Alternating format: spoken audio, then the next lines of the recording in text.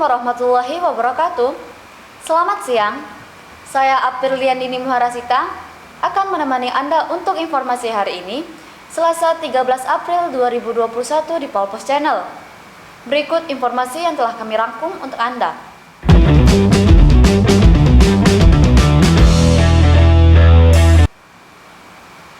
Berita pertama datang dari Kota Palembang.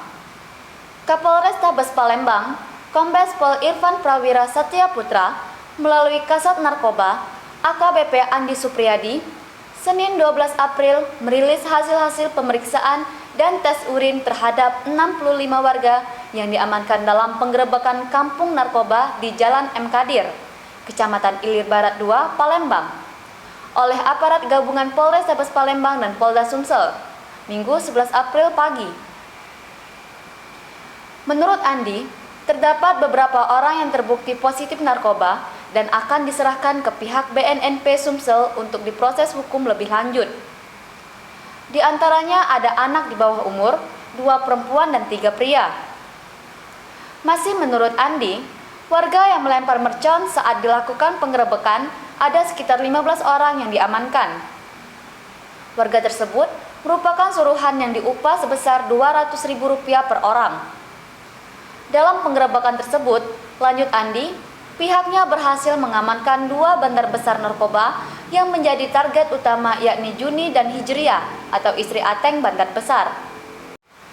Dari rumah tersangka Hijriah, disita barang bukti sabu seberat 1,5 kg. Disinggung mengenai tersangka, Ateng berhasil kabur.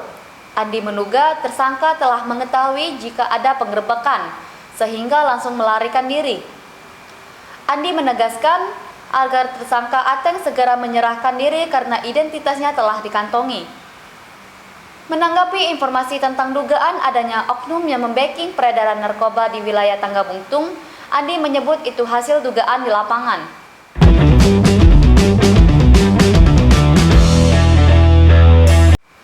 Berita kedua datang dari Ogan Komering Ulu Timur. Pemilihan kepala desa di Desa Condong, Kecamatan Jayapura, Oku Timur digugat sejumlah elemen masyarakat pendukung salah satu calon. Kedatangan masyarakat tersebut diterima langsung oleh Camat Jayapura, Sugiyarto, Jumat 9 April 2021 di Aula Kantor Kecamatan Jayapura. Dikatakan Sugiyarto, kedatangan sejumlah masyarakat tersebut meminta perhitungan ulang pilkades di desanya. Masa pun langsung ditanggapi dengan digelar rapat dan mediasi yang dipimpin Camat Jayapura Sugiyarto dan dihadiri pihak keamanan dari Kepolisian Resort Oku Timur dan Ramil Martapura, Ketua Pilkades Desa Condong, pengawas Pilkades, serta para calon yang keberatan. Dalam pelaksanaan Pilkades, pihaknya tetap berpedoman pada Peraturan Bupati Nomor 8 Tahun 2017 tentang penyelesaian perselisihan Pilkades. Kepada penggugat, dalam penyampaian harus dilampiri bukti yang akurat serta selalu menjaga adat dan azas musyawarah dalam mencapai kemupakatan bersama. Andai penggugat masih keberatan, silakan untuk digugat ke kabupaten.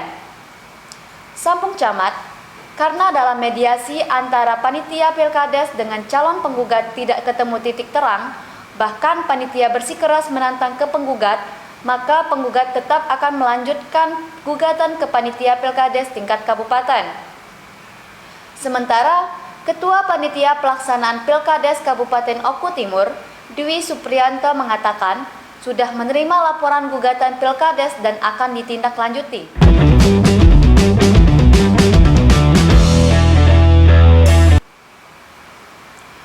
Informasi tadi sekaligus menutup perjumpaan kita pada hari ini. Terus nantikan informasi terbaru yang akan kami sajikan untuk Anda. Saya Apriliandini Muharasita mohon undur diri. Terima kasih. Wassalamualaikum warahmatullahi wabarakatuh. Marhaban, ya Ramadan.